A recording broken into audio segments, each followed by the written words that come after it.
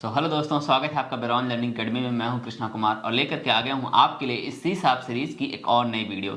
जैसा कि आप सभी को पता है, हम लोग की सी शार्प की सीरीज चल रही है और उसमें हमारा ऊप्स का कॉन्सेप्ट चल रहा है। तो आज के टॉपिक में हम लोग सीख रहे होंगे ऊप्स में अब्स्ट्रक्शन का कॉन्सेप्ट। ये भी ऊप्स का एक मेजर पिलर है। तो आज हम इसका पूरा प्रैक्टिकल करके देख रहे होंगे कैसे हम इसको इंप्लीमेंट कर सकते हैं। तो आइए चलते हैं कंप्यूटर स्क्रीन पे। तो आप देख सकते हैं यहाँ पे जो आज की हमारी हेडिंग है वो है introduction to abstraction in C sharp.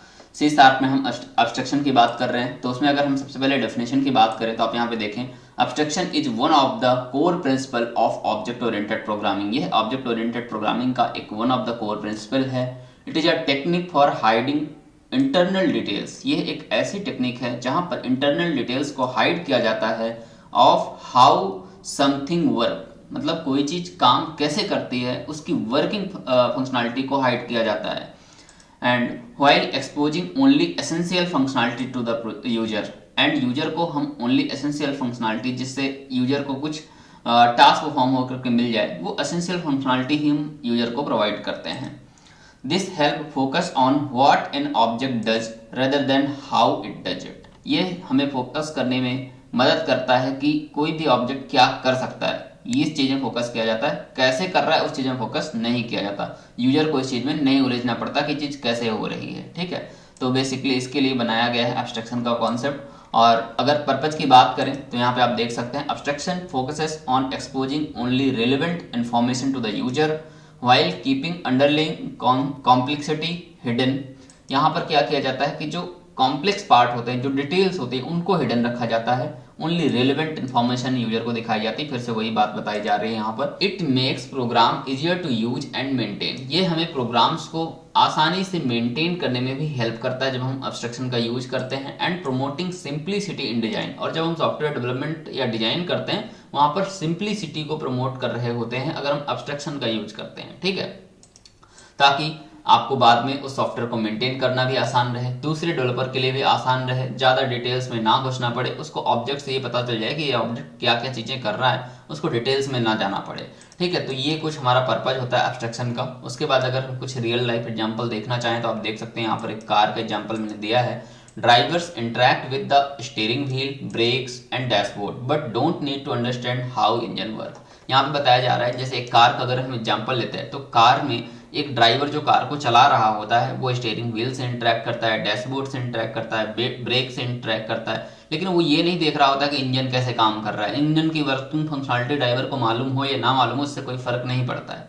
समझ रहे हो, यही है एब्स्ट्रक्शन का कॉन्सेप्ट बेसिकली। अब इसको कोडिंग में कैसे इंप्लीमेंट करना है वो हम लोग देखेंगे। ठीक है, अगर मैं कुछ और एग्जांपल दूं आपको, जैसे आप अपना फोन चलाते हो, फोन में कोई ऐप यूज करते हो, व्हाट्सएप यूज करते हो, किसी को मैसेज सेंड करते हो या कॉल करते हो किसी को, तो ये जो ऐप हैं ये बैकएंड में कैसे काम कर रहे हैं इससे आपको कोई मतलब नहीं है। सिर्फ आपको कुछ फंक्शनलिटी मिल रही है कि यहाँ पे क्लिक करने पर आपका कॉल लग जाएगा, सेंड बटन में क्लिक करने पर व्हाट्सएप में मैसेज सेंड हो जाएगा, आपको कुछ फंक्शनलिटी मिल रही है और आप वो यूज कर पा रहे हो। ठीक है, तो ये भी एक तरह का अब्स्ट्रक्शन ही है। यहाँ पे भी डिटेल्स आपसे हाइड करी गई हैं।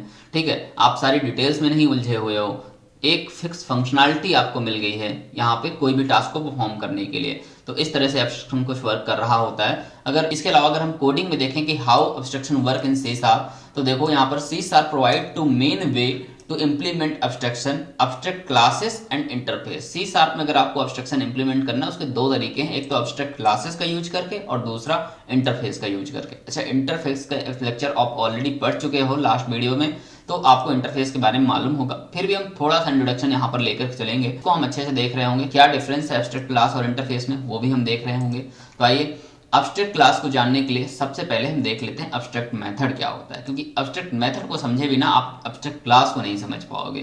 तो देखो एब्स्ट्रैक्ट मेथड क्या है, तो a method without any body, a method without any method body is known as an abstract method. एक ऐसा मेथड जिसकी बॉडी न दी गई हो। बॉडी न दी गई हो क्या मतलब, जैसे मान लो अगर आप सम नाम का मेथड बनाते हो तो आपने मेथड डिक्लेयर तो किया बट करली ब्रेसेस लगा करके उसकी बॉडी डिफाइन नहीं, उसकी इंप्लीमेंटेशन नहीं की, तो उसको हम बोलते हैं एब्स्ट्रैक्ट मेथड। ठीक है, what the method contains is only declaration of the method. यहाँ पर क्या होता है कि मेथड की सिर्फ डिक्लेरेशन दी गई होती है, ना उसकी इंप्लीमेंटेशन नहीं होती। मुझे लगता है आपको एब्स्ट्रैक्ट मेथड समझ में आ गया होगा।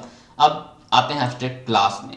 तो देखो, जब भी आप कोई एब्स्ट्रैक्ट मेथड बनाओगे ना, तो ये मेक श्योर करोगे कि उसकी क्लास, वो जिस क्लास के अंदर बना है वो क्लास भी एब्स्ट्रैक्ट होनी चाहिए। ये आपको अभी इंपॉर्टेंट रूल में नीचे मिलेगा अभी ये रूल। ठीक है, फिलहाल हम क्लास के बारे में अगर कुछ देखें तो an abstract class can not be instantiated directly. अगर कोई भी एक क्लास को आप अब्स्ट्रैक्ट क्लास बना देते हो तो वो इंस्टेंशिएट नहीं हो सकती। अच्छा देखो, अब्स्ट्रैक्ट क्लास जो मैं नाम ले रहा हूँ और इंटरफेस नाम ले रहा हूँ, ये भी दोनों एक तरह की क्लासेस ही हैं। जैसे आपने क्लास ऑलरेडी पढ़ रखा है C# में, तो ये भी दोनों क्लासेस हैं, बट इनमें कुछ स्पेशल फीचर हैं, कुछ डिफरेंट फीचर हैं जो आपको फॉलो करना है और इसलिए इनके नाम अलग हैं। ठीक है, जैसे अब्स्ट्रैक्ट क्लास का पहला फीचर कि इसका आप ऑब्जेक्ट नहीं क्रिएट कर सकते हो, इसको इंस्टेंशिएट नहीं कर सकते हो कहीं पर भी। ठीक है, तो दूसरी चीज, एन अब्स्ट्रैक्ट क्लास में contain both abstract method and non abstract method. देखो यहाँ पे अब्स्ट्रैक्ट मेथड के बारे में बात करी जा रही है, नो इम्प्लीमेंटेशन वाले, और फिर नॉन एब्स्ट्रैक्ट मेथड यानी कि विथ इम्प्लीमेंटेशन, यानी कि जो आपके नॉर्मल मेथड होते हैं उसको हम बोलते हैं नॉन एब्स्ट्रैक्ट मेथड भी बोल सकते हैं या कॉन्क्रीट मेथड भी बोल सकते हैं। ठीक है, जिनमें इम्प्लीमेंटेशन होती है। तो अब्स्ट्रैक्ट क्लास एक ऐसी क्लास होती है जिसमें आपके अब्स्ट्रैक्ट मेथड भी हो सकते हैं और नॉन अब्स्ट्रैक्ट मेथड भी हो सकते हैं, दोनों चीजें हो सकती हैं। तो ये एक ऐसी क्लास थी। उसके बाद हम आते हैं इंटरफेस को समझ लेते हैं, क्योंकि इन्हीं दोनों चीजों को यूज करके एट द एंड हमें अब्स्ट्रक्शन को इम्प्लीमेंट करना है। तो अब्स्ट्रैक्ट क्लास के बारे में हमने समझ लिया कि है तो ये भी एक क्लास ही, बट इसमें कुछ दो चीजें डिफरेंट थी, इस वजह से हम इसको अब्स्ट्रैक्ट क्लास कह रहे थे। उसके बाद हम आते हैं इंटरफेस में। है ये भी एक क्लास, लेकिन इसको बनाने के लिए इंटरफेस कीवर्ड का यूज करोगे, क्योंकि ये है बेसिकली इंटरफेस।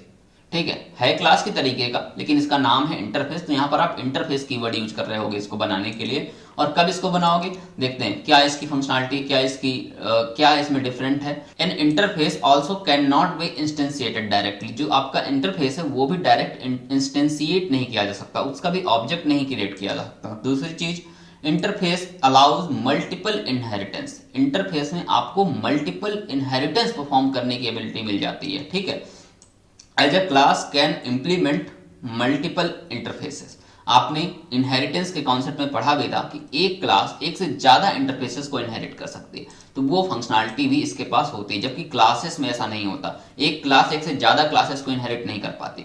तो मैंने आपको बताया कि इंटरफेस एक स्पेशल टाइप की क्लास ही समझो, लेकिन इसका नाम है इंटरफेस, तो यहाँ पे इंटरफेस कीवर्ड यूज हो रहा होता है इसको बनाने के लिए। इसका भी ऑब्जेक्ट नहीं क्रिएट किया जा सकता और इसमें मल्टीपल इनहेरिटेंस इंप्लीमेंट किया जा सकता है। ठीक है, मल्टीपल इंटरफेस एक पर्टिकुलर क्लास में इनहेरिट हो सकता है।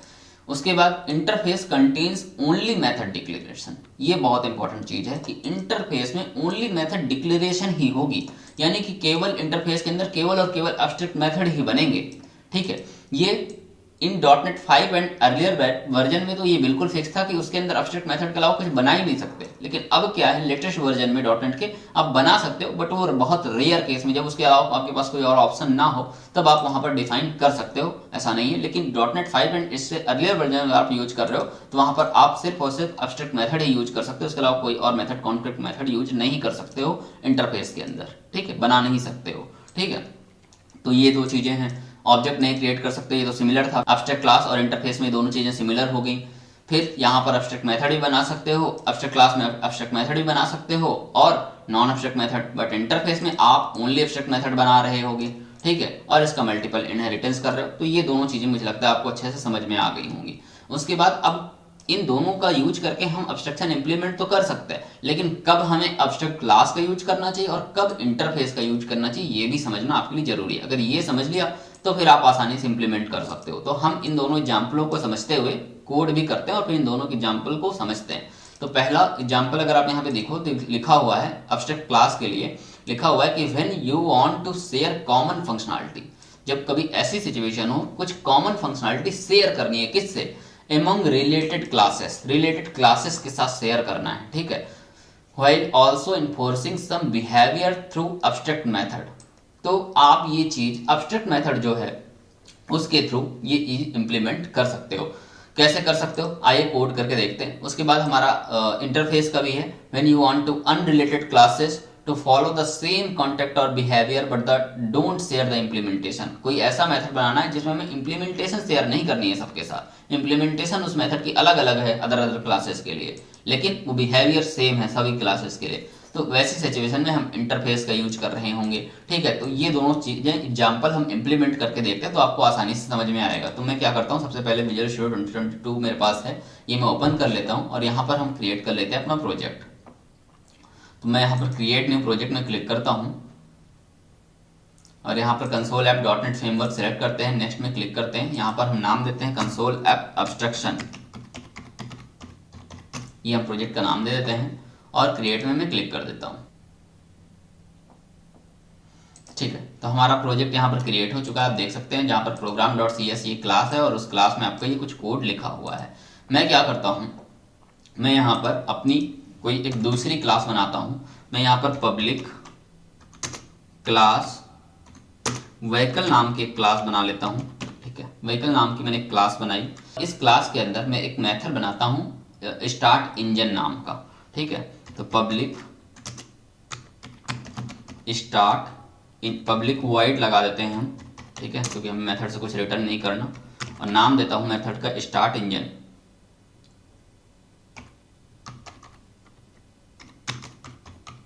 ठीक है, ये हमने मेथड का नाम दे दिया और इसके अंदर मैं कंसोल डॉट राइट लाइन में लिख देता हूं इंजन स्टार्टेड। ठीक है, ये चीज, तो हमारा एक स्टार्ट इंजन मेथड बन गया।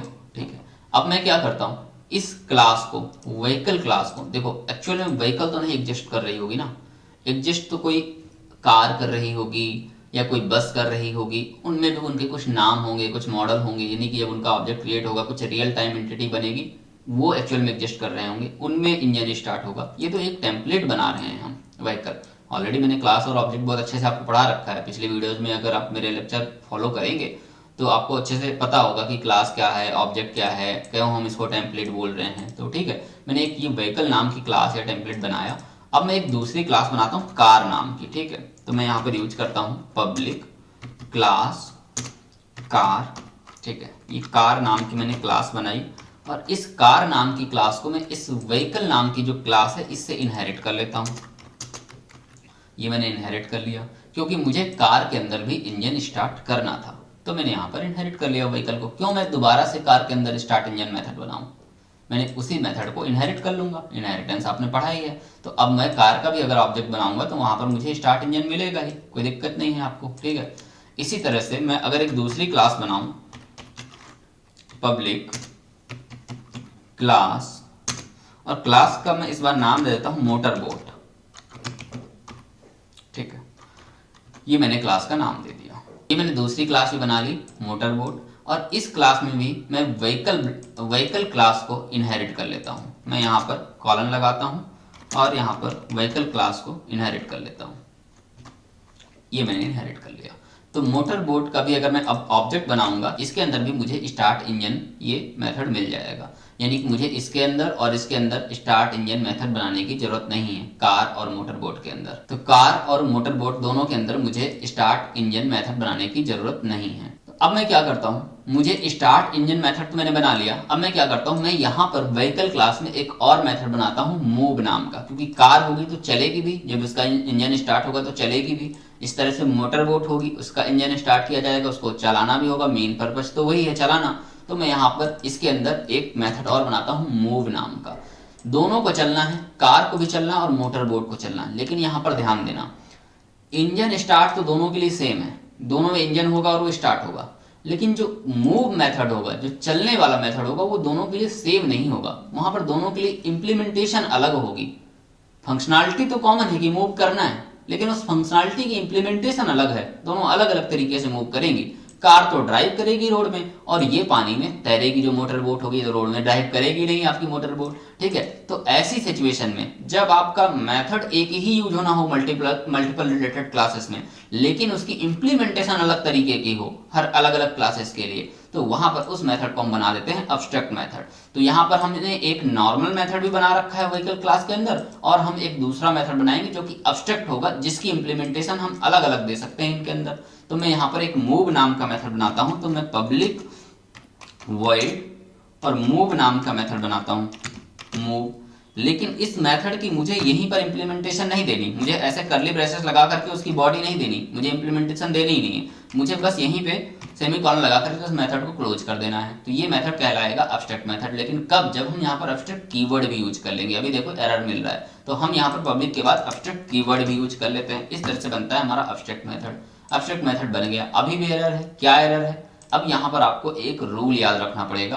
रूल के लिए मैं एक बार थ्योरी में आ जाता हूँ, और यहाँ पे मैंने कुछ इंपॉर्टेंट रूल्स लिख रखे हैं, और उसमें सबसे इंपॉर्टेंट जो पहला रूल है, ये देखो, if a method is declared as abstract, अगर किसी भी मेथड को एब्स्ट्रैक्ट डिक्लेयर किया जाता है अंडर एनी क्लास, किसी भी क्लास में, then class must be defined as an abstract, class को एब्स्ट्रैक्ट डिफाइन करना जरूरी है। यानी कि आपको समझ में आ गया होगा कि अगर कोई भी मेथड एब्स्ट्रैक्ट बना रहे हो तो ये भी मेक श्योर करो कि उसकी जो क्लास है जिसके अंदर उसको बनाया जा रहा है वो भी एब्स्ट्रैक्ट होनी चाहिए। तो हम क्लास में भी यहाँ पर पब्लिक के बाद एब्स्ट्रैक्ट का कीवर्ड लगा देंगे, जिससे हमारी क्लास भी एब्स्ट्रैक्ट बन जाएगी। और अब आप देख सकते हैं यहाँ से एरर चला गया है। ठीक है, अब देखो यहाँ पे आपने दो मेथड बना लिए, स्टार्ट इंजन जो कि सबके लिए कॉमन है, यानी कि इसकी इंप्लीमेंटेशन तो सभी क्लासेस के लिए सेम है, लेकिन दूसरा मेथड है मूव, इसकी इंप्लीमेंटेशन अब इन दोनों के लिए अलग होगी। यानी कि यहाँ पर हमने सिर्फ इसको डिक्लेरेशन दी है, यहाँ पर कार के अंदर और मोटर बोट के अंदर आकर के हमें उस मेथड की इंप्लीमेंटेशन भी देनी पड़ेगी। आपने इंटरफेस का कॉन्सेप्ट पढ़ा है, इंटरफेस में जैसे हम इंप्लीमेंटेशन देते थे वही कॉन्सेप्ट है। यहाँ पर भी हमारा एब्स्ट्रैक्ट मेथड है और हमको यहाँ पर इंप्लीमेंटेशन देनी है। कैसे दे सकते हैं? हम यहाँ पर उस मेथड को टाइप करके ओवरराइड कर सकते हैं। मैं यहाँ पे क्या करता हूँ, इसी मूव मेथड को यहाँ पे टाइप करता हूँ ऐसे, और यहाँ पर एब्स्ट्रैक्ट कीवर्ड की जगह मैं यहाँ पर ओवरराइड कीवर्ड लगा दूंगा। मेथड को हमें ओवरराइड करना है तो मैं यहाँ पर ओवरराइड कीवर्ड लगा दूंगा। ठीक है, ये मैंने ओवरराइड कीवर्ड लगा दिया और यहाँ पे मूव के बाद ये सेमीकोलन हटा करके मैं यहाँ पर कर्ली ब्रेसेस लगा करके उसकी इंप्लीमेंटेशन दे दूंगा। अब मैं यहाँ पर जो भी कोड लिखना है, जो भी इंप्लीमेंटेशन देनी है, कार के अकॉर्डिंग मैं दे सकता हूँ। तो मैं यहाँ पर कार के अकॉर्डिंग यहाँ पे लिख देता हूँ डबल कोट में, कार इज ड्राइविंग। ठीक है, ये मैंने लिख दिया, ये मैंने कंसोल करा दिया।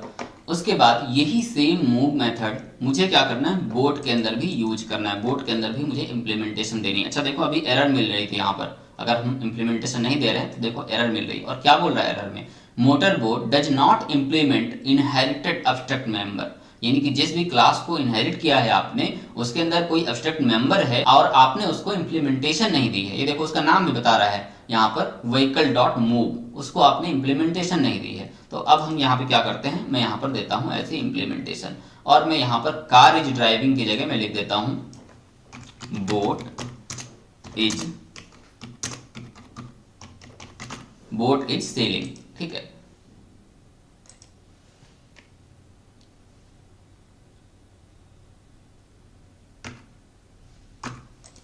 Boat is sailing. ठीक है, तो ये मैंने बोट इज सेलिंग, यहाँ पर मैंने बोट के अकॉर्डिंग इंप्लीमेंटेशन दे दी, और कार इज ड्राइविंग यहाँ मैंने कार के अकॉर्डिंग उस मूव मेथड को इंप्लीमेंटेशन दे दी।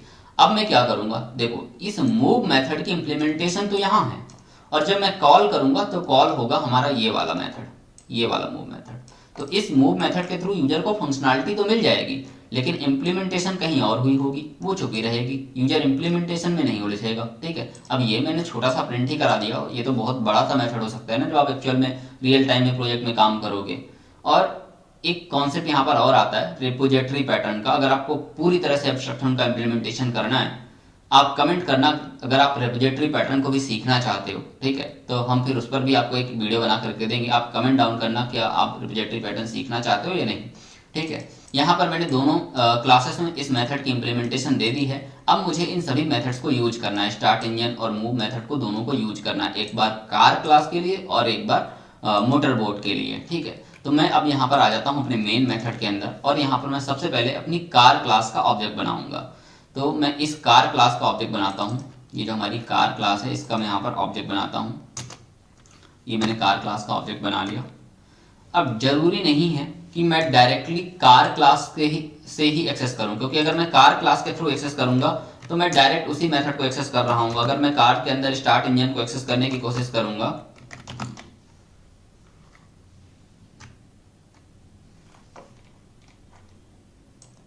अब हम इन दोनों मेथड को, स्टार्ट इंजन और मूव मेथड को यूज करने के लिए हम सबसे पहले आते हैं अपने मेन मेथड के अंदर, और मेन मेथड के अंदर आकर के मैं सबसे पहले अपनी जो पेरेंट क्लास है यानी कि जो व्हीकल क्लास है इसका मैं बनाऊंगा ऑब्जेक्ट। यहाँ पर मैं व्हीकल क्लास का ऑब्जेक्ट नहीं, बेसिकली मैं इसका व्हीकल क्लास टाइप का एक वेरिएबल क्रिएट करूंगा। तो ये देखो मैंने ऐसा कुछ वेरिएबल क्रिएट किया और मैंने यहीं पर सेमीकोलन लगा दिया। मैं इसका पूरा ऑब्जेक्ट नहीं क्रिएट कर रहा हूँ, मैं ऐसे यहाँ पे इक्वल लगा करके लिख नहीं रहा हूँ न्यू और व्हीकल। ठीक है, अगर मैं ऐसा ऑब्जेक्ट क्रिएट करने का ट्राई भी करूंगा तो मैं नहीं क्रिएट कर पाऊंगा, क्योंकि मैंने रूल में पढ़ा था, अभी हमने पढ़ा था कि जब हम एब्स्ट्रैक्ट क्लास बनाते हैं तो हम उसका इंस्टेंशिएट नहीं कर सकते, उसका ऑब्जेक्ट नहीं क्रिएट कर सकते, तो हम ऐसे ऑब्जेक्ट को क्रिएट कर नहीं सकते। तो मैं यहाँ पर उस व्हीकल टाइप का एक वेरिएबल बना देता हूँ, और इस वेरिएबल में हम असाइन कर देंगे उसकी चाइल्ड क्लास का इंस्टेंस। कैसे करेंगे, मैं यहाँ पर इस वेरिएबल को कॉपी करता हूँ और नीचे आता हूँ सेकंड लाइन में, यहाँ पर व्हीकल इक्वल न्यू कार, ये मैंने कार क्लास का इंस्टेंस इस व्हीकल क्लास में असाइन कर दिया। ठीक है, यहां पर क्या बोल रहा है कि vehicle is a type but is used like a variable, कि जो व्हीकल है आपका एक वेरिएबल की तरह यूज हो गया है, क्योंकि हमने यहाँ पर कैपिटल वी यूज कर लिया है, जबकि यहाँ पर जो व्हीकल वेरिएबल हमने बनाया है व्हीकल टाइप का, इसका वी स्मॉल है, तो यहाँ पर हम वी स्मॉल कर देते हैं। ठीक है, तो अब इस तरह से ये कोई एरर नहीं है। ये जो कार क्लास थी, जो कि हमारी चाइल्ड क्लास थी, उसका इंस्टेंस हमने यहाँ पर असाइन कर दिया है। ठीक है, अब मैं इस व्हीकल के थ्रू उस मेथड को कॉल कर सकता हूँ जो व्हीकल के अंदर बने हुए थे। एक तो ये मेथड बना था और एक ये मूव मेथड बना था। कैसे कॉल कर सकता हूँ, इस व्हीकल डॉट यहाँ पर देख सकते हो आप स्टार्ट इंजन मेथड भी हमें मिल रहा है, यहाँ पर व्हीकल डॉट मूव मेथड भी हमको मिल रहा है। ठीक है, तो ये दोनों मेथड हमको मिल रहे हैं और दोनों हमने यहाँ पर कॉल कर लिया है। किसके लिए, कार के इंस्टेंस के लिए। ठीक है, यही सेम चीज अब मैं कर सकता हूँ बोट के लिए, डिफरेंट होगा। ठीक है, वो कैसे, मैं यहाँ पर एक कंसोल डॉट राइट लाइन में पहले डैश डैश डैश कर देता हूँ, जिससे आप डिफरेंस देख पाओ दोनों में। ठीक है, जब दोनों का आउटपुट प्रिंट हो, और यहाँ पर मैं दोबारा से उसी व्हीकल के थ्रू स्टार्ट इंजन और मूव मेथड को कॉल कर रहा हूँ, लेकिन इस बार मैं इंस्टेंस पास करूंगा किसका, मोटर बोट क्लास का। मोटर बोट क्लास का मैंने इंस्टेंस पास किया है। अच्छा, अब मैं अगर स्टार्ट इंजन के ऊपर होवर करूं, ये जो स्टार्ट इंजन है कार वाला, अगर मैं उसके ऊपर होवर करूं तो आप देखोगे व्हीकल डॉट स्टार्ट इंजन, यानी कि व्हीकल के अंदर का स्टार्ट इंजन मेथड कॉल हुआ है, ना कि कार के अंदर का। इसी तरह से अगर मैं ये वाले मूव मेथड के ऊपर भी होवर करूं यहाँ पर कार वाले में, तो यहाँ पर भी आप देखोगे व्हीकल डॉट मूव, व्हीकल के अंदर का मूव मेथड कॉल हुआ है, जिसकी इंप्लीमेंटेशन नहीं हुई है। ठीक है, इंप्लीमेंटेशन तो कहीं और हुई है, चाइल्ड क्लासों में हुई है, लेकिन ये व्हीकल के अंदर का कॉल हुआ है। लेकिन जब आप आउटपुट देखोगे ना, तो यहाँ पर जब कार के लिए हमने कॉल किया है तो कार वाला आउटपुट मिल जाएगा, जब मोटर बोट के लिए कॉल किया तो मोटर बोट का आउटपुट मिल जाएगा। लेकिन कॉल कहाँ से हो रहा है, व्हीकल के अंदर से, ना कि चाइल्ड क्लासों के अंदर से। ठीक है, इसके ऊपर आप होवर करके देख सकते हो। ठीक है, यहाँ पर देखो मैं होवर कर रहा हूँ, ये वाले मूव मेथड में होवर कर रहा हूँ, तो आप देखो यहाँ पर व्हीकल डॉट मूव, ये भी व्हीकल के अंदर से ही कॉल हो रहा है, लेकिन यहाँ पर ये प्रिंट करेगा मोटर बोट के लिए आउटपुट और यहाँ पर ये प्रिंट करेगा कार के लिए आउटपुट। ठीक है, तो अब हम यहाँ पर कंसोल डॉट रीड लाइन लगा लेते हैं और आउटपुट चेक करते हैं। मैं यहाँ पर कंसोल डॉट रीड लाइन लगा लेता हूँ, जिससे मैं स्क्रीन को देख पाऊँ।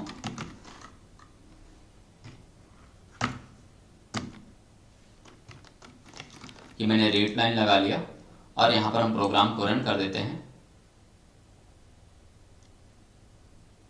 तो आप देख सकते हो engine started and car is driving, फिर engine started boat is sailing. ठीक है, तो इस तरह से यहाँ पर आपको डिफरेंट आउटपुट मिल रहे हैं, दोनों डिफरेंट मेथड को आप कॉल कर पा रहे हो। ठीक है, और यहाँ पर अब्स्ट्रक्शन भी परफॉर्म हो रहा है, डायरेक्टली आपके चाइल्ड क्लास का मेथड कॉल नहीं हो रहा, कॉल आपका वो अब्स्ट्रक्शन ही हो रहा है, जो मूव मेथड है, जो अब्स्ट्रैक्ट मेथड बना हुआ है पेरेंट क्लास व्हीकल के अंदर, वो कॉल हो रहा है, लेकिन आउटपुट ये चाइल्ड के अकॉर्डिंग दे रहा है, क्योंकि हमने चाइल्ड का इंस्टेंस पास कर रखा है।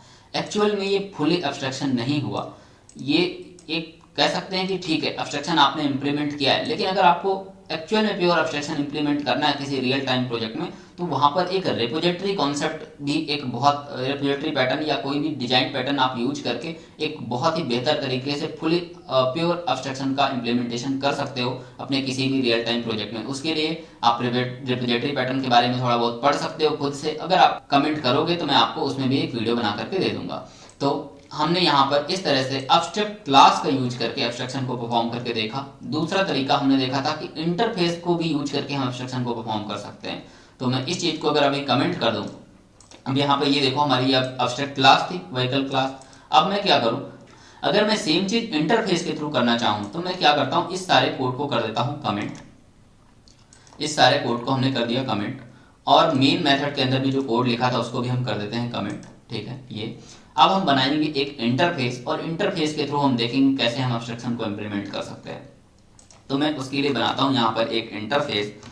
उसके लिए मुझे इंटरफेस नाम का ही कीवर्ड यूज करना पड़ेगा। ठीक है, यहाँ पर मैं पब्लिक कीवर्ड भी यूज कर लेता हूँ, पब्लिक इंटरफेस, और फिर मुझे इंटरफेस का नाम देना है। तो मैं यहाँ पर नाम देता हूँ आई फ्लाईएबल नाम देता हूँ। ठीक है, उड़ने वाली कोई चीज। ठीक है, आई फ्लाईएबल नाम मैंने दे दिया और कर्ली ब्रेसेस लगाया, ये इंटरफेस की बॉडी बन गई। अब इंटरफेस का इंपॉर्टेंट रोल हमने पढ़ा है इंटरफेस के टाइम में, अभी थ्योरी में हमने पढ़ा है थोड़ी देर पहले, कि इंटरफेस जब भी हम बनाएंगे तो उसके अंदर सिर्फ और सिर्फ एब्स्ट्रैक्ट मेथड ही बनेंगे, कोई ऐसे मेथड नहीं बनेंगे जो कि कॉन्क्रीट मेथड हो, यानी कि नॉर्मल मेथड हो, सिर्फ एब्स्ट्रैक्ट मेथड ही बनेंगे। तो अच्छा, एक चीज याद रखना, अगर इंटरफेस के अंदर सिर्फ एब्स्ट्रैक्ट मेथड ही बनते हैं तो यहाँ पर आपको अलग से पब्लिक और एब्स्ट्रैक्ट जैसे कीवर्ड नहीं लगाने पड़ते हैं। लगा करके बनाओगे तो आपको मिलेगी एरर। तो ऐसे कोई कीवर्ड नहीं लगाना होता है, आपको बस डायरेक्टली यहाँ पे अपने मेथड का नाम लिखना होता है। तो मैं रिटर्न टाइप लिखता हूँ मेथड का और उसका नाम लिखता हूँ। तो मैं यहाँ पे मेथड का नाम लिख देता हूँ फ्लाई। मान लो मैंने फ्लाई नाम का मेथड बनाया और मुझे इसकी इंप्लीमेंटेशन तो देनी नहीं है क्योंकि ये एक एब्स्ट्रैक्ट मेथड है, तो मुझे यहीं पे लगा देना है सेमीकोलन। आप देखोगे ना मैंने एब्स्ट्रैक्ट कीवर्ड यूज किया है, लेकिन इसमें मुझे कोई एरर नहीं मिल रही है। ना मैंने एब्स्ट्रैक्ट कीवर्ड यूज किया, ना मैंने पब्लिक कीवर्ड यूज किया, बट यहाँ पर मुझे कोई एरर नहीं मिल रही है। तो इस तरह से मेरा ये मेथड फ्लाई मेथड यहाँ पर बन चुका है। इसको इम्प्लीमेंटेशन देना होगा उन क्लासों के द्वारा जो क्लासेस इस आई फ्लाईएबल को इनहेरिट कर रही होंगी, ठीक है, या जो इंटरफेस इस आई फ्लाईएबल को इनहेरिट कर रहे होंगे। तो अब मैंने यहाँ पर आई फ्लाईएबल तो बना लिया एक इंटरफेस। अब मैं यहाँ पर एक दूसरी क्लास बनाता हूँ, पब्लिक क्लास, जिसमें एक एरोप्लेन नाम की क्लास बना लेता हूँ। ठीक है, एरोप्लेन नाम की मैंने एक क्लास बनाई, हमें मेथड नहीं बनाना, क्लास बनाना है। और इस एरोप्लेन नाम की क्लास में मैं इस आई फ्लाईएबल इंटरफेस को इनहेरिट कर लेता हूँ। ठीक है, इस आई फ्लाईएबल इंटरफेस को मैंने इनहेरिट कर लिया। अच्छा, ये फ्लाई मेथड ही मैंने क्यों यूज किया है मैं भी आपको समझाऊंगा। ठीक है, इसको मैंने इनहेरिट कर लिया तो यहाँ पर मिल रही एरर। क्यों एरर मिल रही है आपको पता है, मैं आपको बहुत बार बता चुका हूँ। जब भी आप इंटरफेस को इनहेरिट कर रहे हैं तो उसके अंदर बने हुए एब्स्ट्रैक्ट मेथड को इम्प्लीमेंटेशन देनी पड़ेगी। तो मैं यहाँ पर आता हूँ, होवर करता हूँ, शो पोटेंशियल फिक्सेस में क्लिक करता हूँ और यहाँ पर ऑप्शन मिल रहा है हमें इम्प्लीमेंट इंटरफेस, इसमें मैं क्लिक कर दूंगा। अच्छा, एक चीज ध्यान देना, जब आप एब्स्ट्रैक्ट क्लास के अंदर बने हुए मेथड को इंप्लीमेंट कर रहे थे तो वहां पर ओवरराइड कीवर्ड यूज होता था। लेकिन जब आप इंटरफेस के अंदर बने हुए मेथड को, एब्स्ट्रैक्ट मेथड को ओवरराइड करते हैं या इंप्लीमेंटेशन देते हैं तो यहाँ पर आपको ओवरराइड कीवर्ड नहीं यूज करना पड़ता है। ठीक है, तो यहाँ पे बस पब्लिक यानी कि जो एक्सेस मॉडिफायर अपना, फिर वाइड और उसके बाद मेथड का नाम और उसके बाद अपना आप अंदर इंप्लीमेंटेशन दे सकते हैं जो भी देना है। तो मैं यहाँ पर एरोप्लेन है तो एरोप्लेन के लिए मैं लिख देता हूँ यहाँ पर CW में कंसोल डॉट राइट लाइन में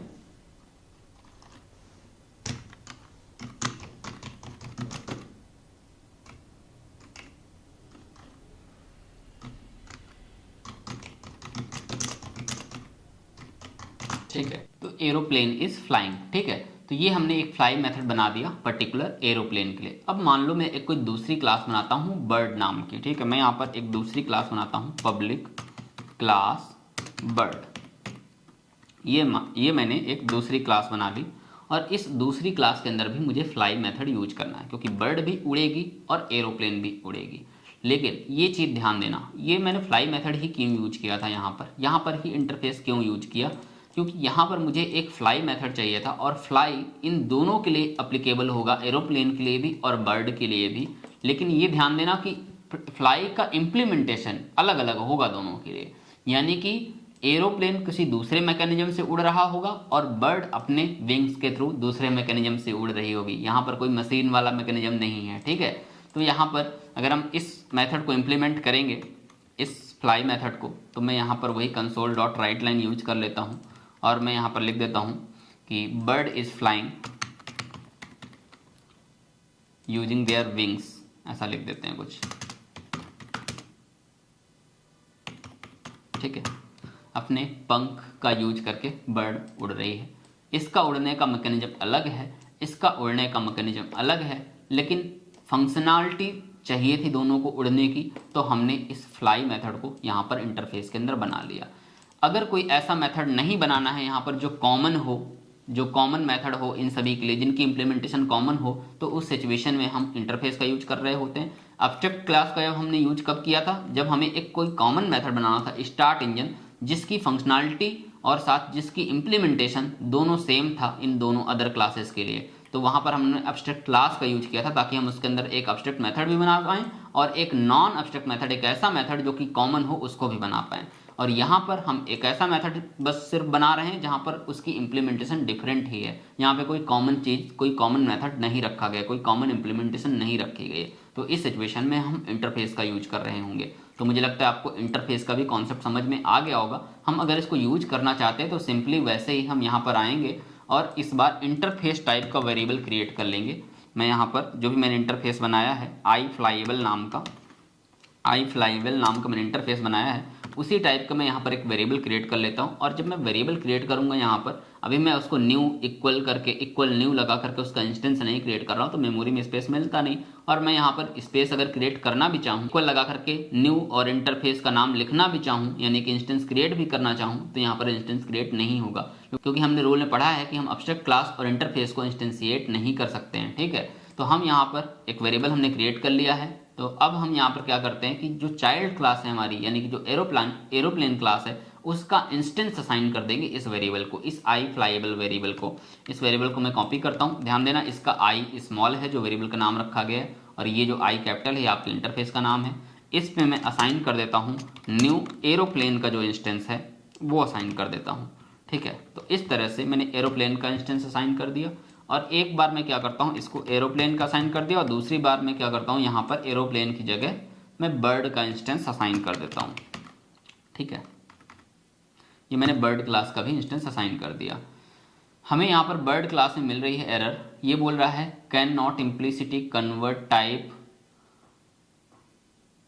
ओके, हम लोग चेक कर लेते हैं जरा, क्या बर्ड क्लास को हमने इनहेरिट नहीं किया था क्या? ओके, तो हाँ आप देख सकते हैं हमने यहाँ पर बर्ड क्लास को इनहेरिट नहीं किया था उस इंटरफेस से, इस वजह से वहाँ पर हम असाइन नहीं कर पा रहे थे। तो यहाँ पर मैं बर्ड क्लास को भी इनहेरिट कर लेता हूँ ताकि मैं वो फ्लाई मेथड यहाँ पर भी यूज कर पाऊँ, इम्प्लीमेंट कर पाऊँ। ठीक है, वरना वो नया मेथड हो जाता, इम्प्लीमेंटेशन नहीं होती। तो अब मैंने यहाँ पर इसको इनहेरिट कर लिया, तो अब यहाँ पर मैं इंस्टेंस असाइन कर पा रहा हूँ उस आई फ्लाईएबल वेरिएबल को। अब मैं यहाँ पर आई फ्लाईएबल वेरिएबल के थ्रू उस मेथड को कॉल करता हूँ, फ्लाई मेथड को कॉल करता हूँ, ये मैंने कॉल किया।